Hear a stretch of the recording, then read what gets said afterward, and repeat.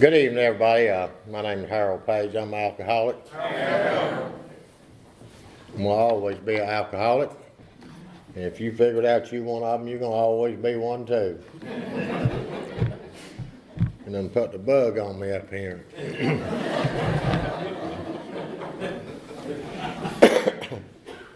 Yeah, congratulations on that 29-year chip coming up, Steve, and anybody else that's getting a birthday chip tonight. That's great. I like to see anyone get sober, particularly someone that got sober as young as Steve. You know, I mentioned to him before, that's rare, somebody that's got that many amount of years, not no older than he is. You know, I think that many people hang around that much then. But I'm tickled to death to see anybody get sober where it's one day or amount of years, you know, and it's all one day at a time. We have discussion on that at our group quite often, trying to live in the now, you know. But I was able to, yeah, I want to thank you for that meal and the hospitality y'all folks put out over here. It's a good group. I really enjoy coming over here. Y'all some fine people, like AAs everywhere, you know. I'm able to, like old Norm used to say, I'm able to get out and mingle now, you know. But I was able to do some things today that I used to couldn't do. And some of y'all, I'm sure, y'all were able to do some of the same things that you couldn't do. I woke up, you know, without having to go puke, and didn't have a headache. Nobody was looking for me today that I know of. No outstanding warrants, no court cases pending, no bond hearings. My wife wasn't mad at me that I know, my neighbors, anybody like that, and didn't owe no sack of money, and I got driving license and a few teeth, and you know, some of y'all might not have all of that, but if you stay sober, a lot of those things will come to you. I guarantee you that, because it's just an average fella now, and I was until I started drinking, and things got rough. I've got the same wife I started out with. Them $10 weddings will work. She's sitting back there, my wife Sue, that we've been married over 48 years, and she'd been married the whole time. When I started drinking liquor and carrying on, and I didn't act like I was anymore, and she knows those things, and I'm very fortunate to have a understanding wife in my life, and she didn't know about alcoholism. She wouldn't never went out with me. I didn't drink when we got married. Anyhow, I'm very fortunate to have a wife that does not bring up wreckage of the past. I've done what is necessary through them steps to straighten up things. You know, like that saying, we don't use as much as we used to. Trust God, clean house, and help others, work with others. You know, and that's what it's about. That's covered in all them steps right there. That kind of wraps it up in a ball. See, I didn't have any understanding of a higher power, and so I couldn't trust something I didn't know. Today I do, and that's why we're all here. You might not believe that. We're all here through someone's prayers or an intervention or whatever. I do believe that. One of those got me here, or a bunch of them got me here. And my sobriety date is April 6th, 1985. That's on my youngest son's birthday. Just so happened to be like that. I was brought up in West Stanley County. We live in the Norwood area now. It's about 55 miles from here, and this is in the south part of Stanley County. I was raised in West Stanley County on the other side, in a little old community on the suburbs of a community up there named Finger. It's right next to Thumb.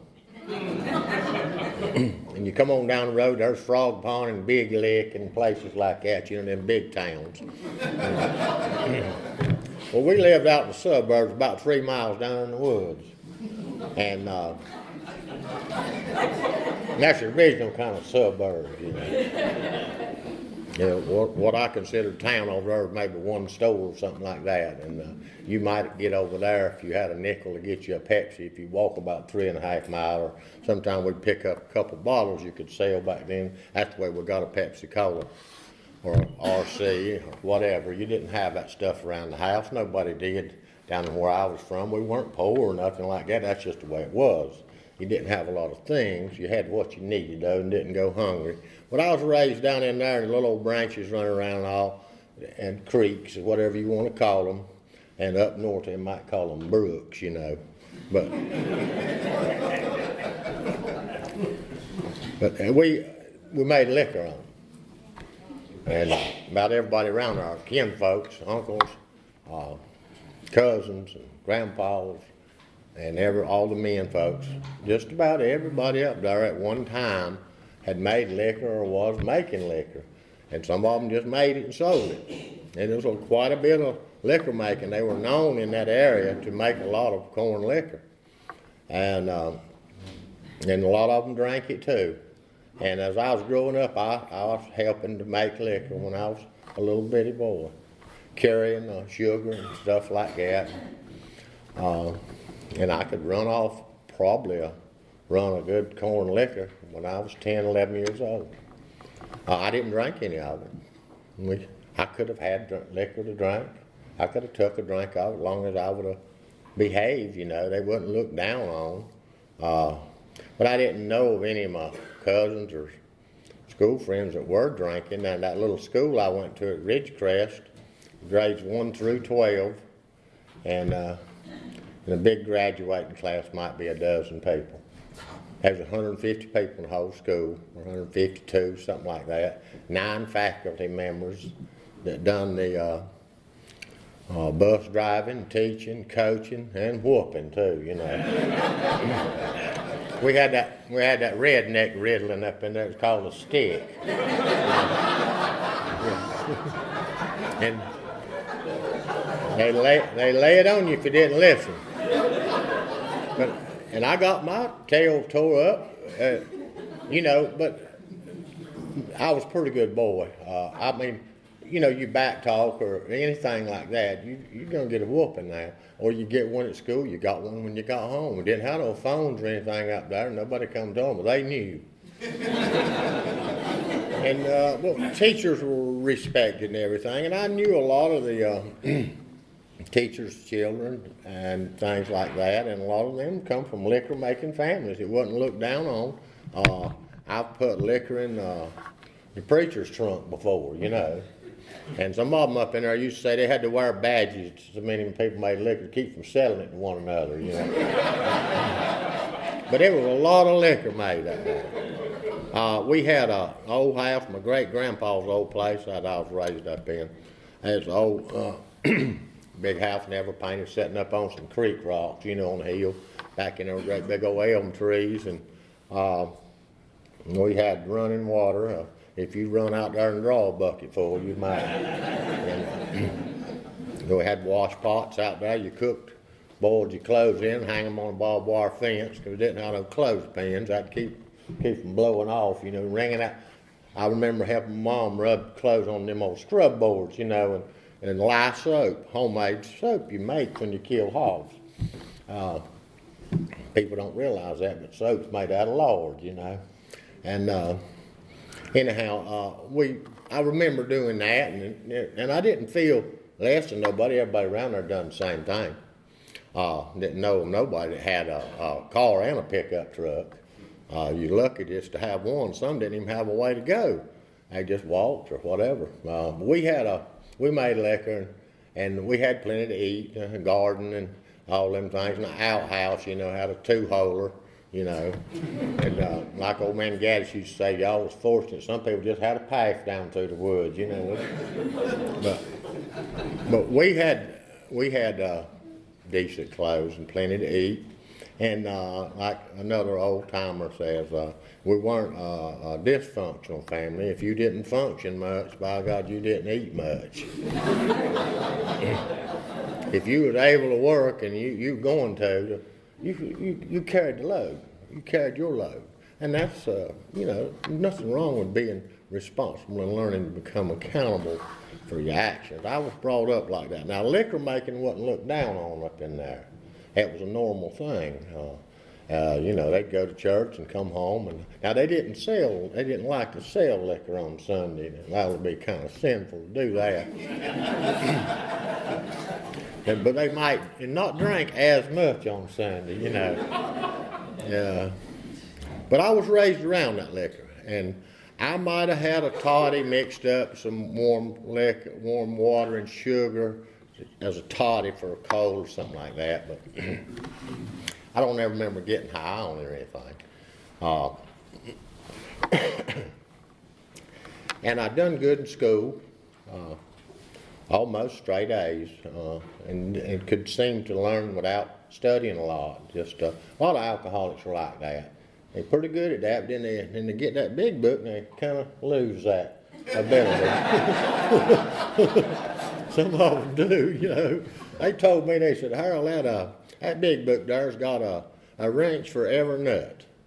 And some that even are threaded left-handed, So you get in there and do that. And they told me don't be working those steps. They said, you take them and you let them work for you. It says the steps we took. But then again, it says all them promises come true if we work for them. There is work involved, but it's quite rewarding and good benefits in that kind of work. I didn't know nothing about an alcoholic. Nobody around there did. If somebody didn't work and was able to, and they laid drunk and things like that, they were just no good or just sots, and people looked down on them. And out there, they would have a crew of men to go out and give them an altitude adjustment every now and then, too. Tune them up a little bit, But if they were truly disabled, people looked after one another. If something happened to one of them's husband or something bad in their family, the other folks, they picked up the slack. That's a good way. They helped out. But if somebody drank bad and couldn't handle the liquor and things, and they couldn't work, or they beat on their wife and kids or things like that, that was just a no-no up in there. People would they just didn't put up with it. So I didn't know anything about alcoholism. I'd seen some people get real happy and joyous and free when drinking liquor. And then I've seen them, get out there and arguing and carrying on where they usually wouldn't have argued and carried on account of drinking some. They drank a little too much, and it brings out the worst sometimes. They would get to arguing and carrying on, about it, and some of them would get resentments over it, not come around for a while, and things like that. You go out there shooting at people and cutting them and slapping them around, they'll usually get a resentment. But and then it would lead into the family resentments. The young ones would be mad at the young ones on account of some drunk, sorry behavior. And but we didn't know about alcoholism. I seen some bad things from it. And I didn't look up to anybody that drank liquor and had fun. I didn't look down on somebody that was sorry neither with it. I just didn't have much opinion about it, just didn't know anything about it. But all I'd ever wanted, was to get me a little job and a wife and maybe have some kids and just be normal. And just regular little house. That's all I cared about, and that's good enough for me today. But if you wanted a car, we didn't get no car to drive or no truck or nothing. And all the girls around there was kin to you, so you had to go on across the hill there, go to town and get you a woman. Well, they weren't going to ride on no bicycle with you. And it ain't cool going to the drive-in walking, That was original days in, I guess. But anyhow, that's why they used to have big back seats too, When they got all them little old Hondas and all come out, they started building motels everywhere.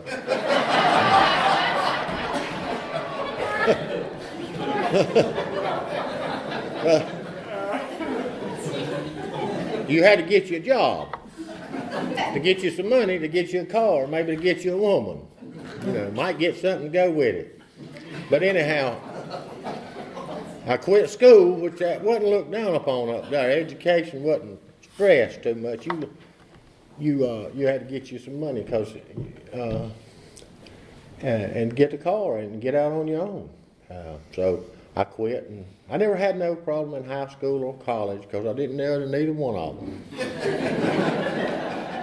And but I got a lot of street education on down the line, I'll tell you that.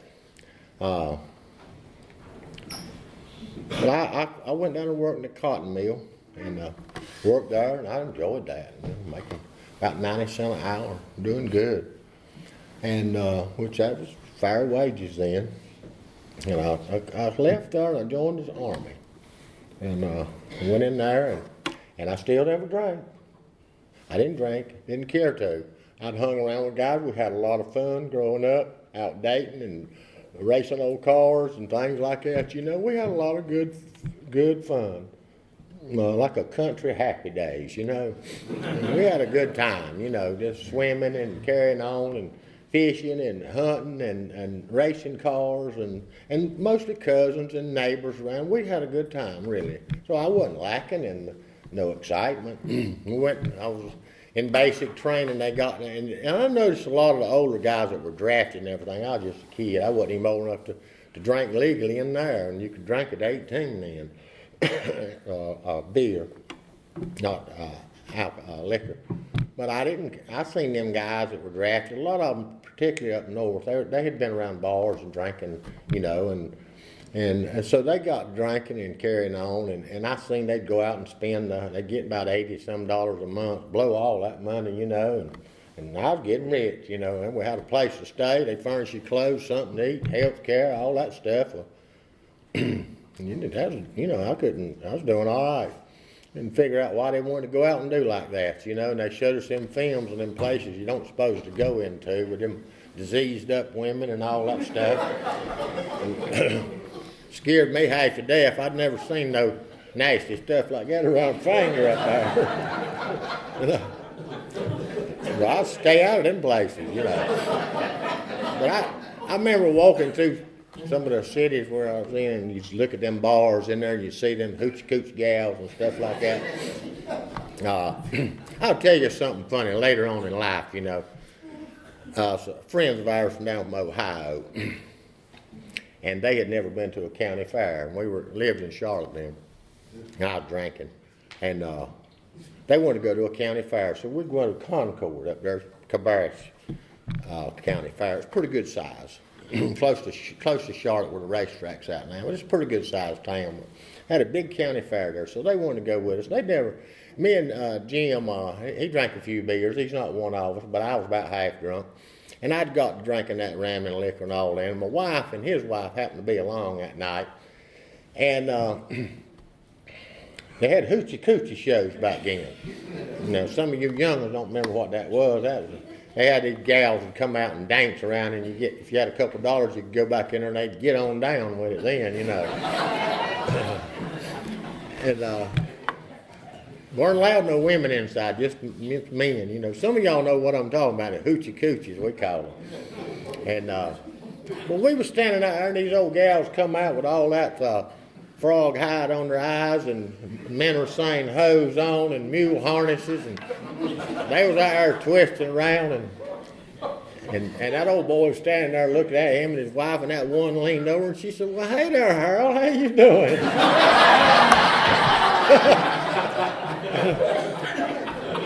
Lord, if my wife could have cut my throat, you know. And I didn't know who that gal was, so I hadn't been up there and been with nothing like that. And I made a point to find out who that was. Well, it was my second cousin by marriage. She'd went up there and got drunk and hooked up with them carnies, and they'd turned her out, you know. They shined her up a little bit, and she was worth keeping, so they seen her a year later. She had an Eldorado with an Airstream behind it. She's doing good. But anyhow,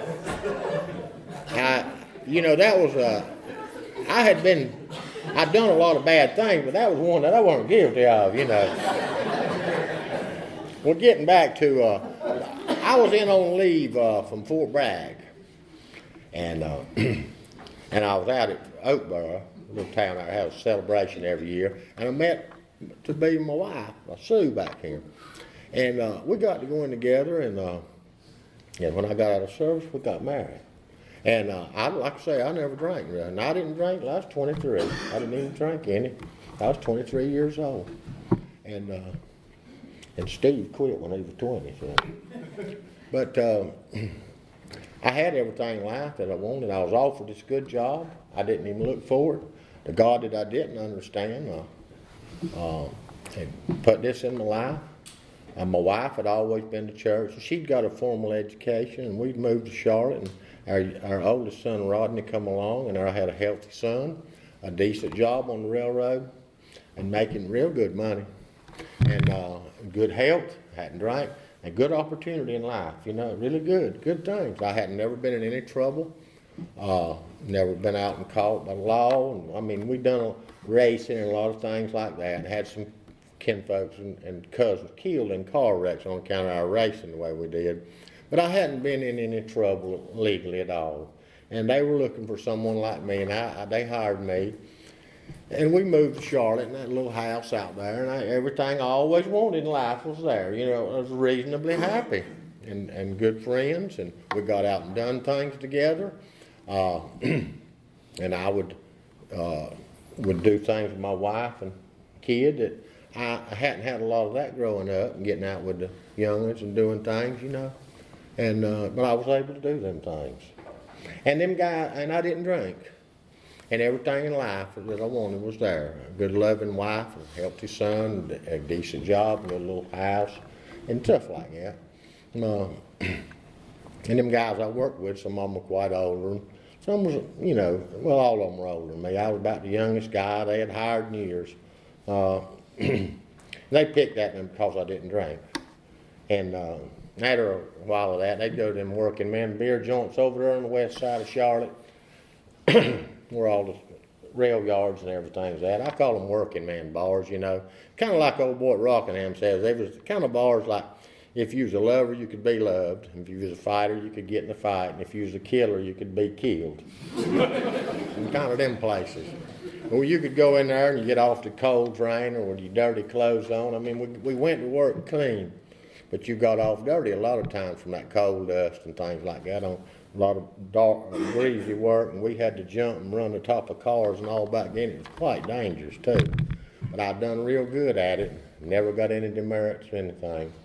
And so I would go out, I went out there with them with a couple of them beer joints, and within 2 times of me going out there drinking a few beer, I couldn't wait to go back. And I couldn't understand why nobody wanted to drink at home when they go to them places, And I didn't know why anybody wanted to drink by themselves, Later on, I learned all those things. You couldn't have told me where alcohol was going to take me. When I was little, I'd see all them chain gangs cutting them briars and digging them ditches around out there close to where we were making liquor at. And you couldn't have told me that one day I was going to be doing that. But that's where drinking took me. And on the railroad, them winos that I'd never seen people like that in my life would come up, panhandle for a quarter or 50 cents and stuff like that to get a bottle of wine. I didn't know about alcoholism, but you couldn't have told me I was going to do that one day. And them guys I seen getting in trouble and messing around on their wives, which I didn't think very much. Still don't of anybody that does those things. You couldn't have told me I was going to be doing that. But that's where liquor took me. And they still sell that same kind of liquor out there. You never know what's going to happen.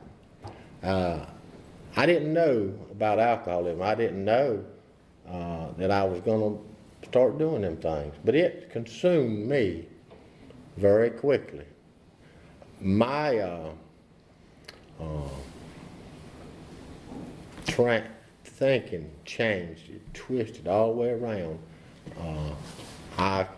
Instead of my wife and my kids and my job, it took a back seat to getting off and going there and doing that stuff. And I started doing things you shouldn't do if you're married. And I still didn't drink any at home, but later on I started doing that. My wife didn't know what to do. I was a different person. She would tell you today I was a totally different person. I wasn't the man she married. I don't think Sue would have went out with me and dated me if I'd have had a beer can in the car. You know? She just wasn't around it, and she could have done better. So I was a different person. She didn't understand. She didn't know what to think about that. She didn't know about alcoholism or Al-Anon, which she's been an active member in ever since I've been sober. We don't play hooky. We don't miss meetings. I've got down to 3 a week maybe, but I at least go to 3 a week and never miss a meeting. And she hasn't either, and I need that. Y'all might can get along, or some of y'all might can on one every now and then, but one every now and then. I didn't take a drink every now and then. I took a drink pretty regular.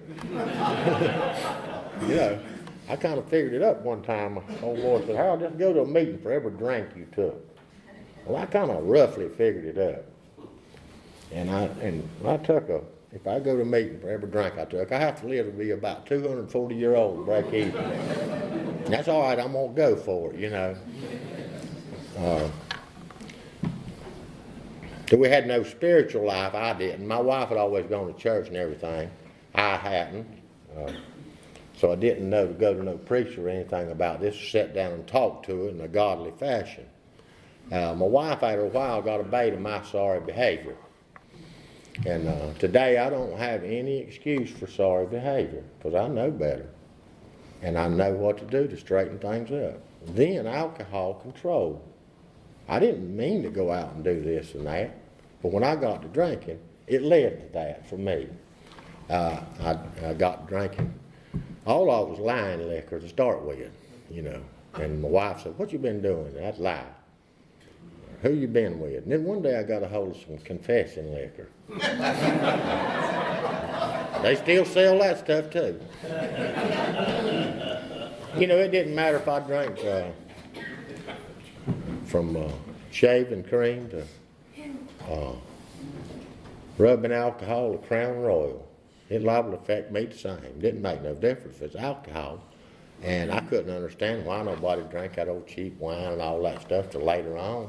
And I'd heard about people drinking them other things, but I come to learn how to do that too. When you're desperate and DTing and shaking and quivering, that's all you can get your hands on, you will drink it too. You will to live. It is a medicine at a point.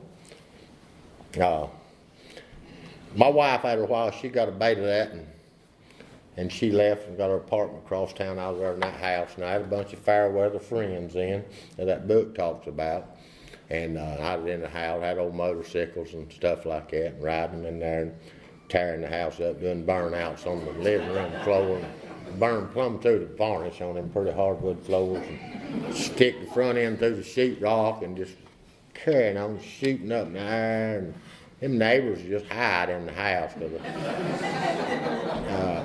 They didn't know what to think, because I used to not be like that. And there I was, that just terrorizing, just tearing up yards and sideways in old cars and just crazy, you know. Nowadays, a SWAT team would have been on me in 10 minutes.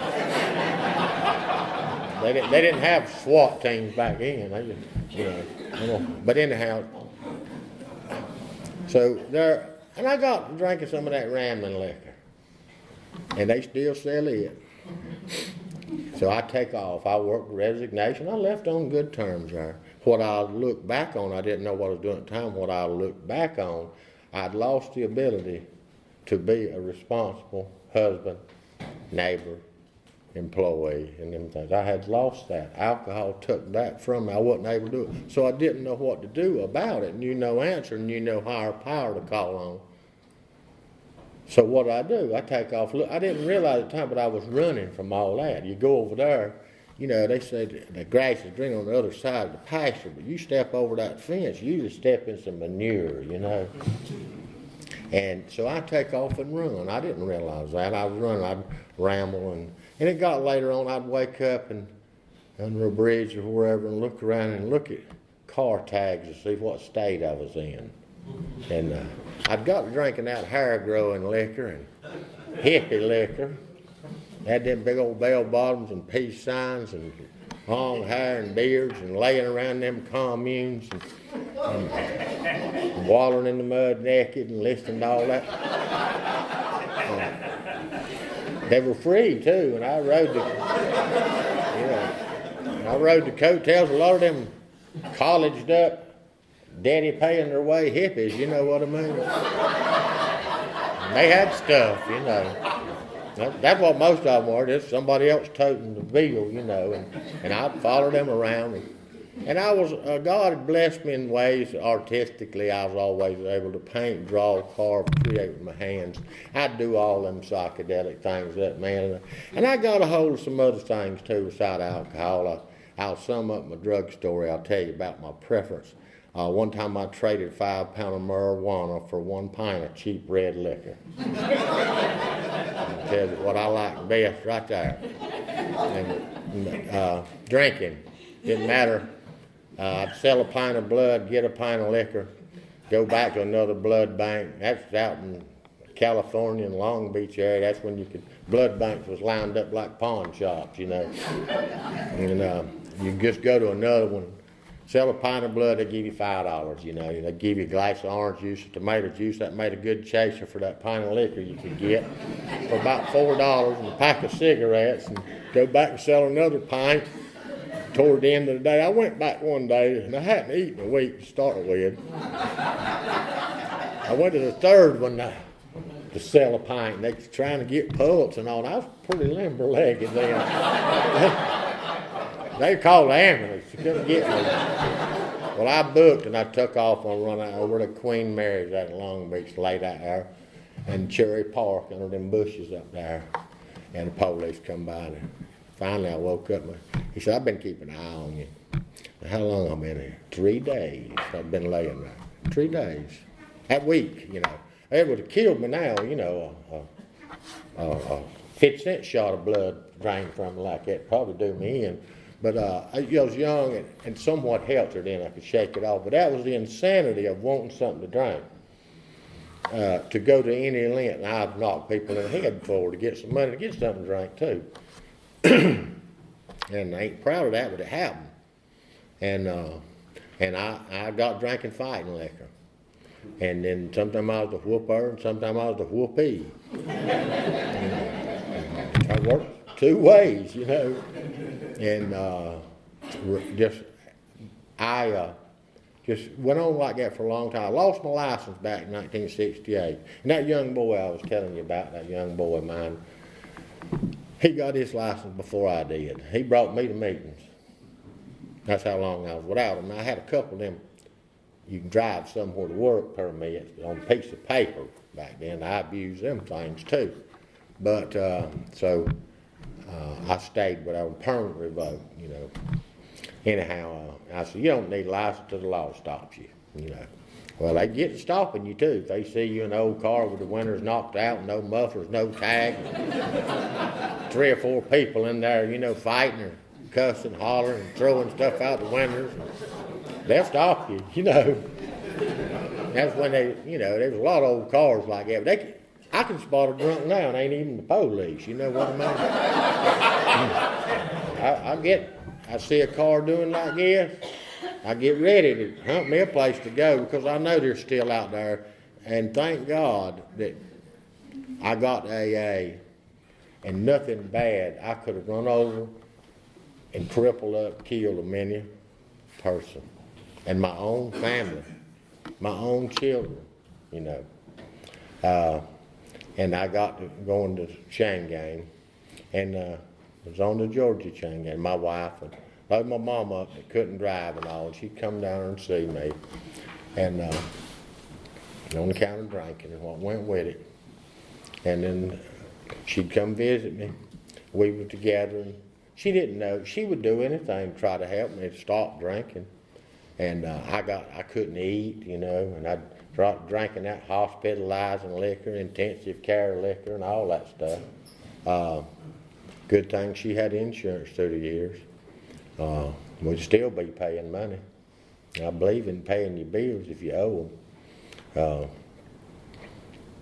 But it was a mess. didn't know what to do. My cousin, he was a preacher, a good boy I'd run around with and growed up together with.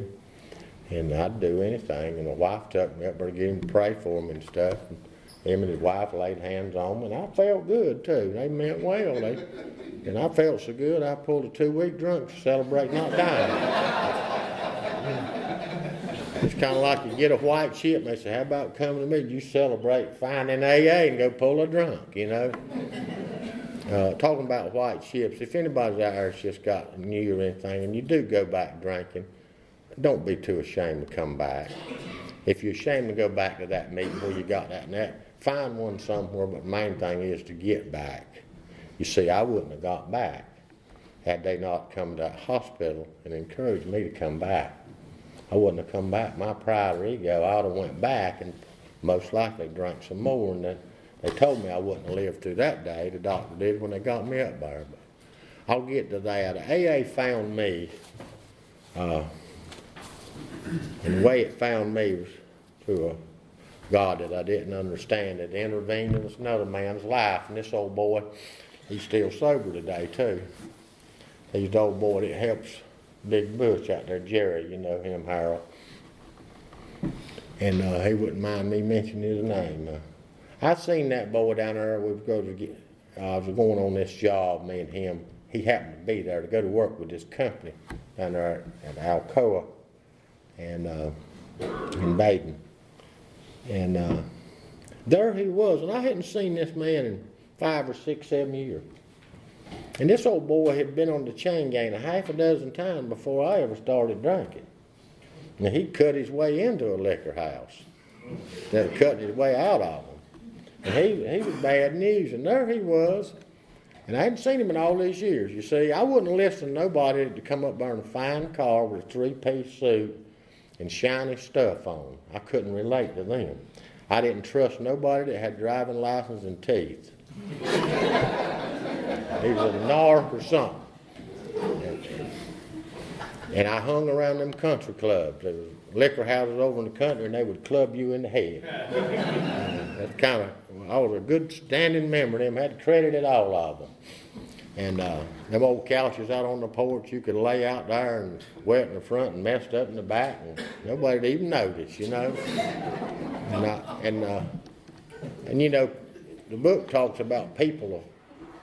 You'll start running around with folks that's worse off than you, so you'll feel better about yourself. Some of them got to run around with me so they'd feel better about themselves. If you don't believe that'll happen, you keep drinking, and it probably will. But this old boy come up, and there he was, and had a car, decent clothes, and they'd got him out of a thicket over there and pulled the ticks off of him, put some clothes on him before they could get him in a halfway house. That's how bad he was. And he was really down and out, just a pure old drunk. And there he was, had a car, decent car there, and had some teeth and a driving license. And he come up and said, "You sick, ain't you, boy?" And I said, "Man, yeah." You know, he knew. He knew me. He'd been seeing me in the paper, and sometimes my picture. They put your picture in the paper up there a lot of times when you're drunk. If you got into something bad, you know. I've been into stuff, you know, where one was killed there, you know, on account of drinking. And got to drinking, cutting liquor, and shooting liquor, and all that stuff. And running around and gained a reputation for being one of them like that. And it wasn't. It was just on account of my drinking. And you got to get tough or you'd go, put it like that. And there he was, this old boy, and he said, "It don't have to be like that, Harold."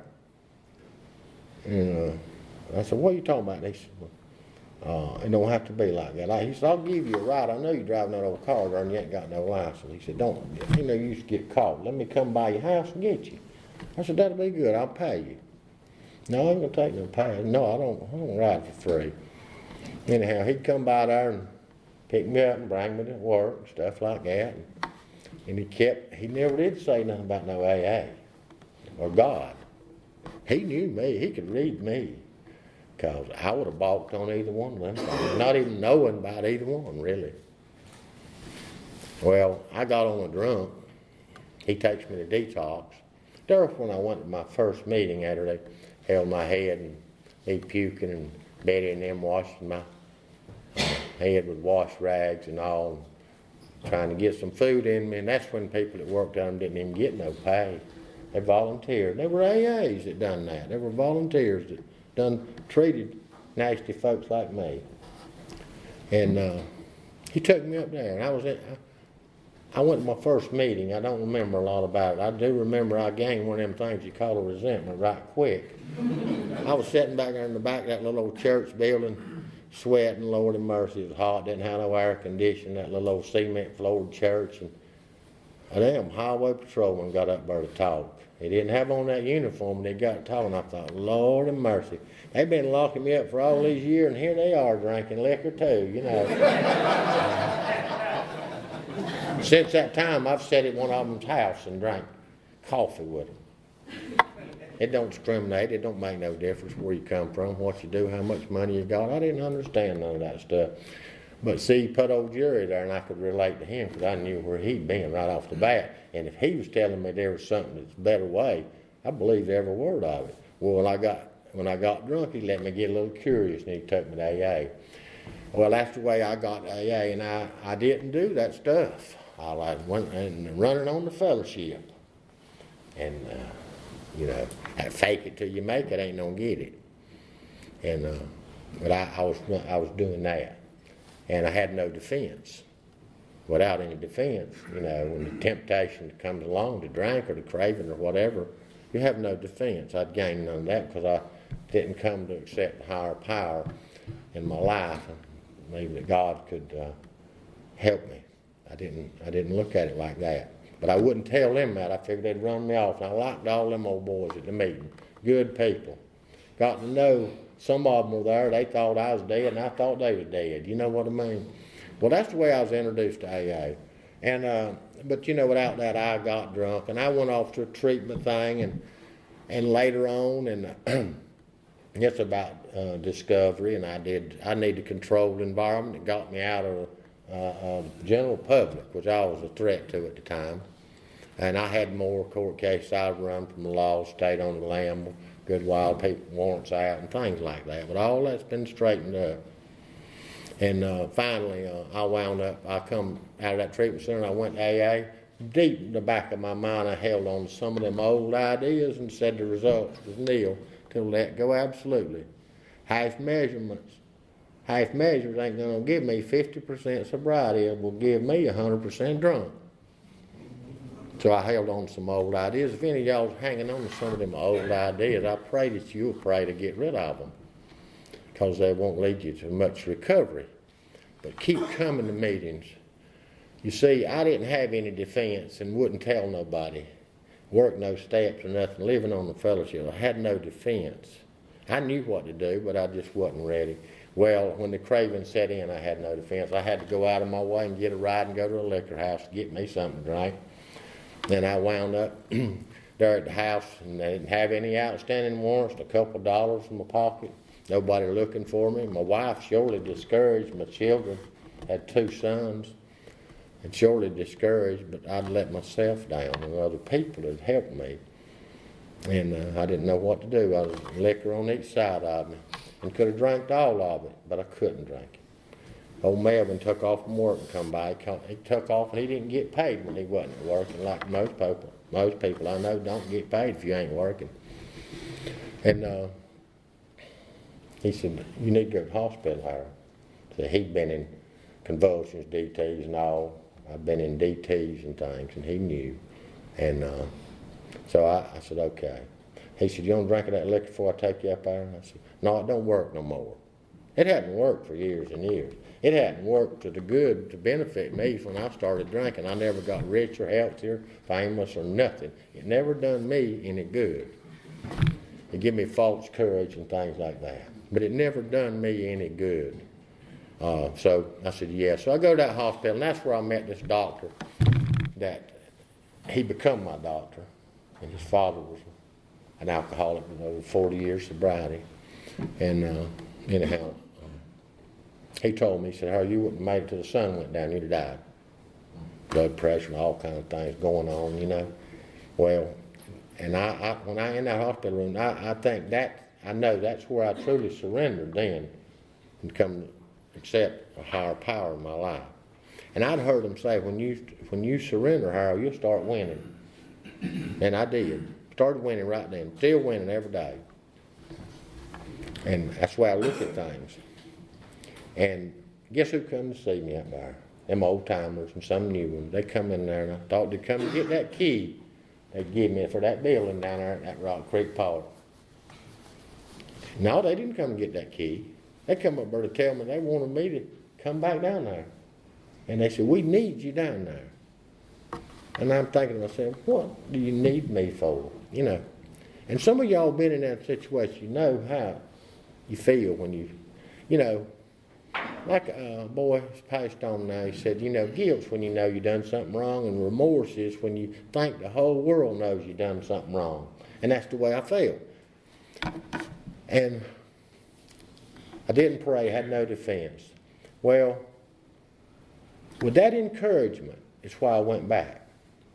Had I not got that encouragement that God sent through people like that,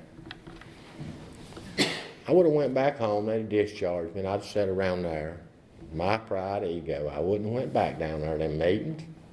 And I'd have drank, absolutely, or been miserable without it. And so I went back. So the point is, if you know somebody is sick, down and out, whatever, drinking or not, it doesn't never hurt to call them up or go see them and say, hey, man, we need you back. And you will not be lying to them. You do need them.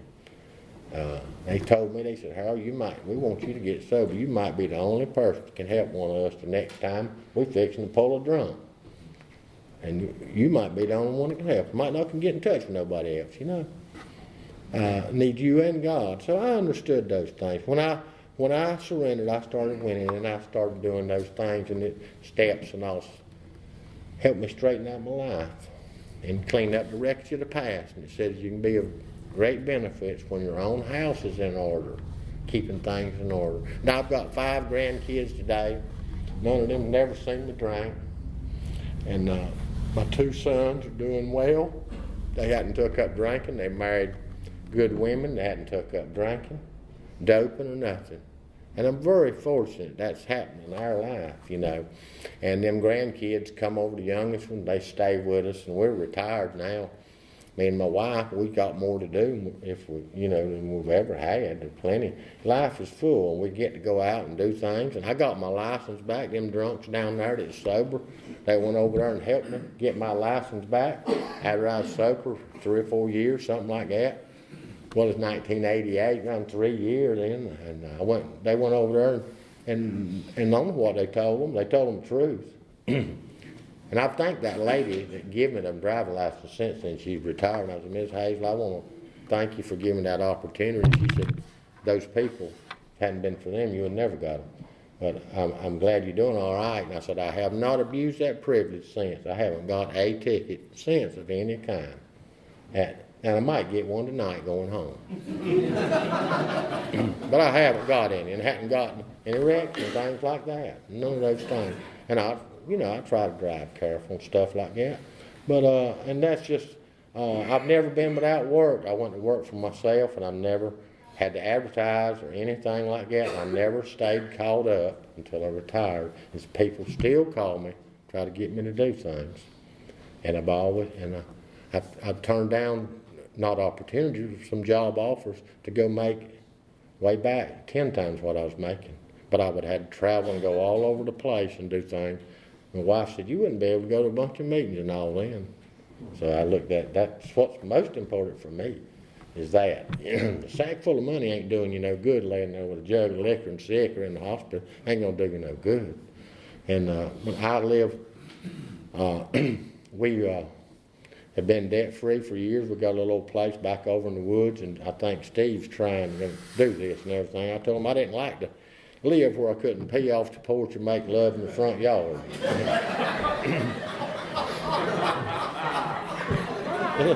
But you know, I just can pee off the porch nowadays. But we live back over in the country, And it's peaceful, quiet, and every now and then you hear an airplane mess up your serenity or something. Ain't no traffic, no noise or nothing. You can hear every little sound, you know. And that's the way I was raised, you know, except when there was some hell raising going on or fighting on account of liquor and or some mouth mouthing. But you know, it's nice to be able to do that. And that come about, nothing fancy, just we keep it simple, you know. And I'm glad I've got a wife that ain't wanted a lot of shiny, flittery things, you know what I mean? Because she wouldn't have got them.